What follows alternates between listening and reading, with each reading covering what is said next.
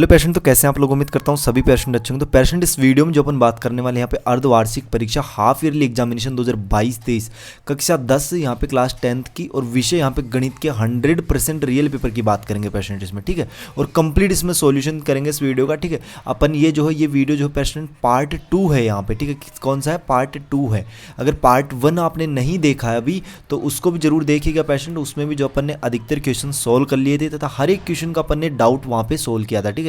मतलब हर एक डाउट आपका क्लियर किया था वहाँ पे कि किस तरीके से अपने को यहाँ पे सॉल्यूशन करना है, ठीक है। तो पार्ट 1 का लिंक जो आपको वीडियो के डिस्क्रिप्शन बॉक्स में मिल जाएगा, तो ठीक है, तो उसको भी जरूर देखिएगा एक बार, ठीक है। और देखो ये जो है यहाँ पे रियल पेपर पेशेंट में रियल पेपर जो है इसको क्यों बोल रहा हूँ वो सुनिएगा जरा ध्यान से, ठीक है। देखो अधिकतर जिले ऐसे हैं जहाँ पर मैथ का पेपर हो चुका है, लेकिन अधिकतर जिले ऐसे भी हैं जहाँ पर मैथ का पेपर अभी तक नहीं हुआ है, ठीक है। हालांकि अधिकतर स्कूलों में 13 दिसंबर को शायद ये मैथ का पेपर होगा, ठीक है। और कई स्कूल ऐसे भी हैं जहाँ पे हो चुके हैं पेपर, ठीक है। तो पेशेंट देखो राजस्थान में संपूर्ण राजस्थान की अगर बात करें तो सभी स्कूलों में जो है पेशेंट आपको पता है एनसीईआरटी सिलेबस है, ठीक है। कौन सा सिलेबस है? एनसीईआरटी सिलेबस आपको पता है। तो एनसीईआरटी सिलेबस है तो पेशेंट सेम क्वेश्चन आ रहे हैं अधिकतर स्कूलों में, ठीक है। तो आपको जो इस पेपर वगैरह कंप्लीट तैयार कर लेना, ठीक है। ये राजस्थान के किसी भी स्कूल का पेपर है, ठीक है। मतलब राजस्थान का ही पेपर है हाफ ईयरली का, ठीक है। तो आपको जो इस पेपर वगैरह कंप्लीट तैयार करना है। देखो प्रश्न नंबर 1 की बात करें, परिमेय संख्या 13/25 का 10 मतलब प्रसार, यहाँ पे अपन ने बात की थी इसकी कि कैसे इसका सॉल्यूशन होगा, शांत होगा, ठीक है। अब इसमें जो अपन देखो कुछ ऑब्जेक्टिव टाइप क्वेश्चन है जिनका आंसर अपन जल्दी देखेंगे। बाकी अगर इनको समझना है आपको कि ये आंसर किस तरीके से आए तो उसके लिए यार आपको पार्ट 1 देखना ही पड़ेगा, ठीक है। निम्न में एक द्विघात बहुपद नहीं है तो डी ऑप्शन राइट कर लीजिएगा। 5 + x ये एक रेखिक बहुपद है। निम्न रेखिक समीकरण युग्म के हल है। तो यहाँ पे देखो x + y = 4 दे रखा है, x - y बराबर कितना दे रखा है अपने को? 2 दे रखा है, ठीक है। तो यहाँ पे जो है पेशेंट आपका हो जाएगा x बराबर कितना हो जाएगा? x बराबर 3 और y बराबर 1। ए ऑप्शन जो है आपका यहाँ पे राइट होने वाला है। समांतर श्रेणी ये थी, इसका सारवंतर अपने को बताना था, तो इसका सारवंतर देखिएगा, इसका सारवंतर हो जाएगा डी वाला ऑप्शन, ठीक है। 3 में से 8 निकालोगे तो 8 - a1 होता है डी, ठीक है। बिंदु -5 और -4 कौन से चतुर्थांश में होगा? तो ये होगा आपके तृतीय चतुर्थांश में, क्योंकि दोनों माइनस के हैं यहाँ पे x और y, ठीक है। 1 + tan स्क्वायर 45 डिग्री का मान, ठीक है। tan 45 का मान आपको याद है कितना होता है? 1 होता है, और 1 का स्क्वायर भी 1 ही होगा। तो 1 और 1 कितने हो जाते हैं? 2 हो जाते हैं। तो ए ऑप्शन आपका राइट होगा। इसका मान अपने को वैल्यू कैलकुलेट करनी है, तो इसका मान आप इजीली कैलकुलेट कर सकते हो। इसको जो है आपको चेंज करना है किसमें? साइन में। तो ये हो जाएगा कितना? ये हो जाएगा यहाँ पे साइन कितना हो जाएगा? 45 डिग्री, ठीक है, 42 डिग्री, ठीक है। तो यहाँ पे इसका आंसर आपका बी रहने वाला है। उस वृत्त की त्रिज्या ज्ञात करो जिसका क्षेत्रफल जो है यहाँ पे 154 सेंटीमीटर, तो इसका राइट आंसर आपका 7 सेंटीमीटर आने वाला है।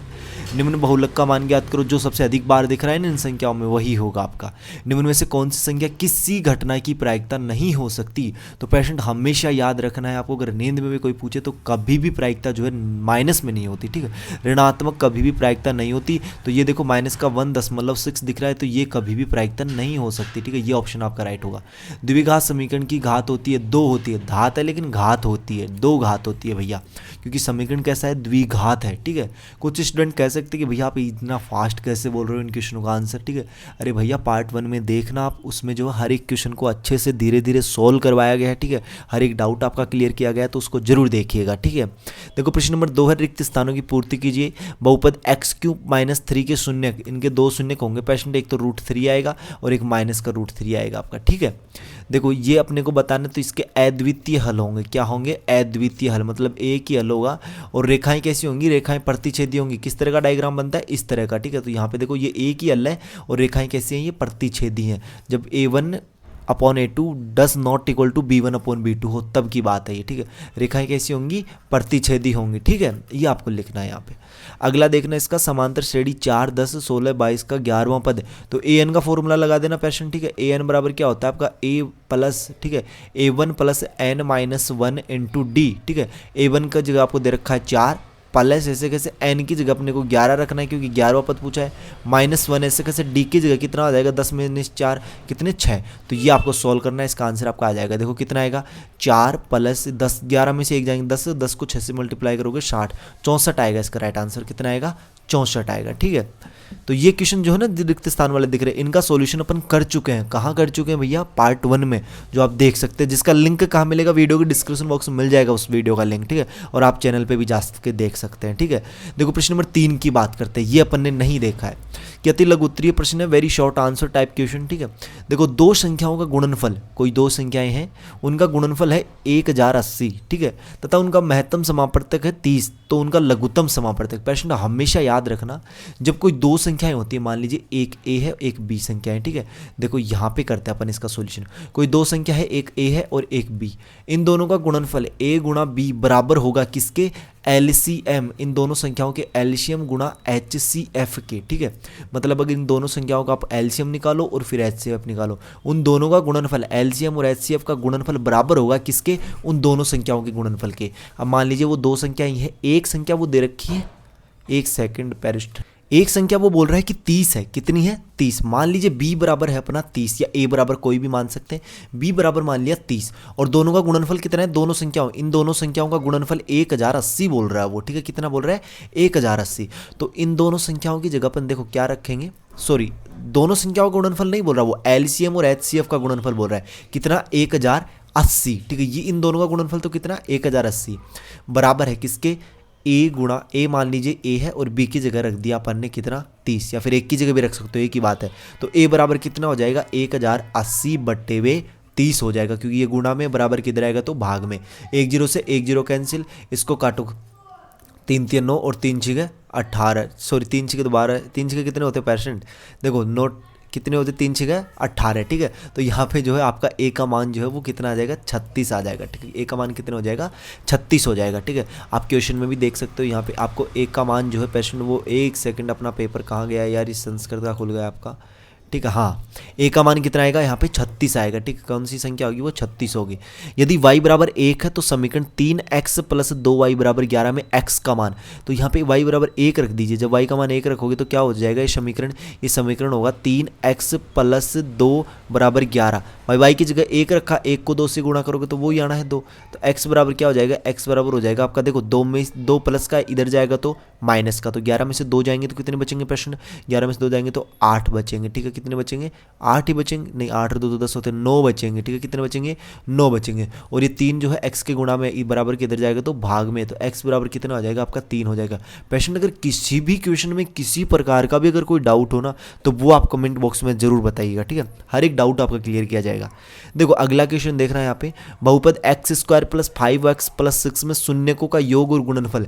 देखो योग मतलब प्लस तो होता है आपका माइनस का b अपॉन a, और माइनस का b देखिए यहाँ पे कितना है 5, तो माइनस का 5 बट्टे हुए a का मान कितना है, a का मान x² के साथ में देखिए क्या है 1 ही है, तो माइनस का 5 बट्टे 1, और ये होता है ना मतलब गुणनफल है। ठीक है, देखो योग तो हो जाएगा क्या माइनस का b अपॉन a मतलब माइनस का 5, और गुणनफल जो होता है ना गुणनफल, ठीक है गुणा का इस निशान लगा देता हूँ मैं, गुणनफल होता है आपका c बट्टे वे a, ये फॉर्मूला आता है। c का मान कितना है यहाँ पे 6 और a का मान कितना है 1, तो c बट्टे a का मान कितना हो जाएगा 6 ही हो जाएगा आपका। ठीक है, उम्मीद करता हूँ हर एक क्वेश्चन आपको समझ में आ रहा होगा। अगर यार फिर भी कोई डाउट हो तो कमेंट बॉक्स में जरूर बता देना। ठीक है, नेक्स्ट वीडियो अपलोड कर दी जाएगी, इसकी बेफिक्र रहिएगा। ठीक है, लेकिन आपके डाउट्स क्लियर होने चाहिए। ठीक है, क्योंकि अभी तो जो है वार्षिक एग्जाम भी है, और मेन बात तो ये है कि क्योंकि आपकी बोर्ड की एग्जाम है पेशेंट, ठीक है क्या है आपकी बोर्ड की एग्जाम है, इसलिए हर एक क्वेश्चन आपको समझ में आना चाहिए। और देखो एग्जाम में जो है डिजिट भी अगर चेंज हो जाते हैं तो कोई फर्क नहीं पड़ता, आपको मेथड अगर आती है हर एक क्वेश्चन की तो आप इजीली उनको सॉल्व कर पाओगे। ठीक है, और यार चैनल को जरूर सब्सक्राइब कर लीजिएगा, आपसे रिक्वेस्ट है। आपको जो है यहाँ पे आप जो बोलोगे ना मैथ का हमें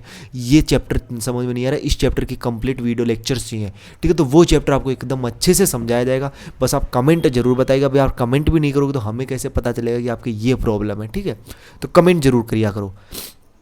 अगला देखो यहाँ पे, अगला है यहाँ पे कौन सा क्वेश्चन, इस वाले क्वेश्चन की बात कर लिया अपन ने, फोर्थ वाला देखिएगा इसका। यदि 18a2 समांतर श्रेणी में, मान लीजिए किस में है ये समांतर श्रेणी में, तो एक का मान बताइए। देखो प्रश्न एकदम इजी क्वेश्चन है, ठीक है एकदम इजी क्वेश्चन है। देखो 18 फिर 2 सॉरी फिर a है फिर 2 है, एक का मान अपने को बताना। मान लीजिए पेशेंट समांतर श्रेणी क्या होती है, उनके सारवंतर समान होने चाहिए, 1 2 3 1 2 3। क्या ये एक समांतर श्रेणी है? आपको बिल्कुल है, क्योंकि इन दोनों का अंतर भी 1 है और इन दोनों का अंतर भी 1 है, अंतर बराबर हो ना बीच का इनका, तो ये एक समांतर श्रेणी होती है।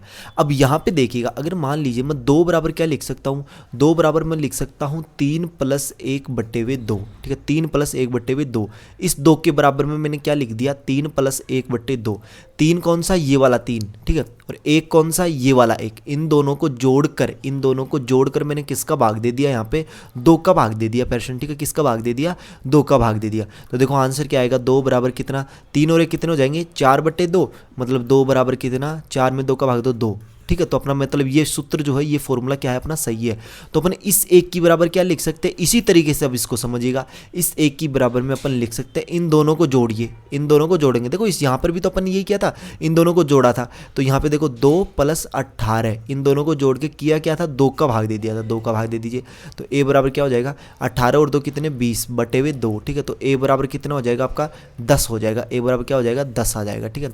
और समांतर श्रेणी क्या बनेगी आपकी, 18, 10, 2, ठीक है। और इनका अंतर देखो, इन दोनों के अंतर कितने आ रहे हैं, इन दोनों के अंतर बीच में 8 और इन दोनों के अंतर के बीच में 8, मतलब अंतर भी बराबर है, इसका मतलब ये समांतर श्रेणी है। और यहाँ पे ए का मान कितना आ गया आपका, 10 आ गया। उम्मीद करता हूँ पेशेंट आपको इक्वेशन अच्छे से समझ में आया होगा, ठीक है।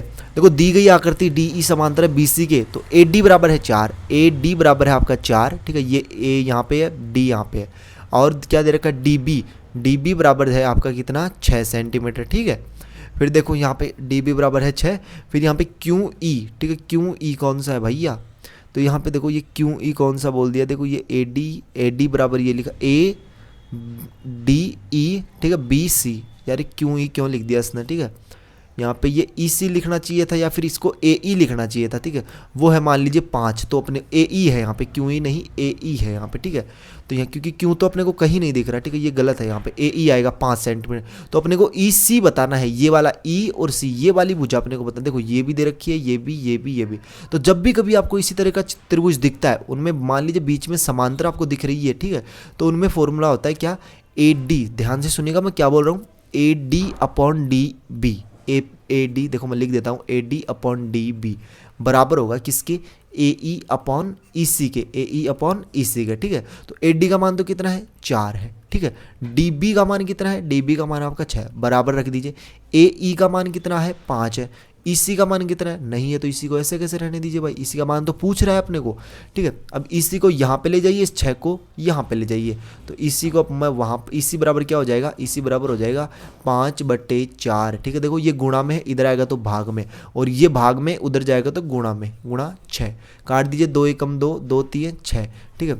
तो ये कितना हो जाएगा, 5 3 15/2, EC का मान कितना हो जाएगा, 15/2, जिसको आप आगे भी काट सकते हो, ठीक है। तो इस तरीके से आपको इसका सॉल्यूशन करना है। पेशेंट इसकी कंप्लीट PDF जो है सॉल्यूशन सहित PDF वो भी आपको मिल जाएगी, ठीक है, बेफिक्र रहिएगा। निर्देशांक 5, -5 और 8 में भुज तथा कोटि, भुज तो हो जाएगा -5 और कोटि हो जाएगी 8, ठीक है। मान ज्ञात कीजिए किसका, value of 2 tan 45 degree plus sin 90, देखो 2 tan 45 का मान होता है 1 प्लस sin 90 डिग्री का मान होता है 1, तो 2 और 1 2 और 1 कितना 3, ठीक है, 2 एकम 2 और 1 कितना 3, तो 3 हो जाएगा इसका मान, ठीक है। पेशेंट देखो आगे के जितने भी क्वेश्चन है ना, सभी क्वेश्चनों का अगर आपको सॉल्यूशन चाहिए तो यार आप जो है इस नेक्स्ट पार्ट के लिए कमेंट जरूर करिएगा, पार्ट 3 के लिए। अगर समझना है तो हर एक क्वेश्चन को, ठीक है, 23 के 23 क्वेश्चन अगर आपको समझना है तो, कि किस तरीके से इनका आंसर्स आते हैं, ठीक है, तो अब तो आप कमेंट कर सकते हो। अगर बाकी इनके आंसर ही आपको चाहिए ओनली फॉर आंसर्स, तो उसके लिए आपके लिए PDF तैयार कर ली गई है पेशेंट, ठीक है। अब वो PDF कहाँ मिलेगी, वो मिलेगी आपको वीडियो के डिस्क्रिप्शन बॉक्स में, टेलीग्राम ग्रुप का लिंक है। किसका लिंक है, टेलीग्राम ग्रुप का लिंक, ठीक है। और अगर मान लीजिए टेलीग्राम ग्रुप लिंक ओपन नहीं होता ना, तब क्या करना, आपको टेलीग्राम पे जाना है, सर्च बार में टाइप करना Y2 पॉइंट, वहाँ पे अपना चैनल आ जाएगा, वहाँ पे भी इसकी PDF अपलोड कर दी जाएगी। लेकिन यार चैनल को जरूर सब्सक्राइब करिएगा, किसी प्रकार कोई डाउट हो तो वो आप जरूर बताइएगा, ठीक है। बाकी अपने दोस्तों के साथ जरूर इस वीडियो को शेयर करें, और अपने अगर किसी प्रकार का डाउट हो तो बताइएगा जरूर, ठीक है। बाकी अपन मिलते हैं इसी तरीके से नेक्स्ट वीडियो में, इसी होश हम जोश के साथ। तब तक सभी पेशेंटों को बाय, धन्यवाद, टेक केयर।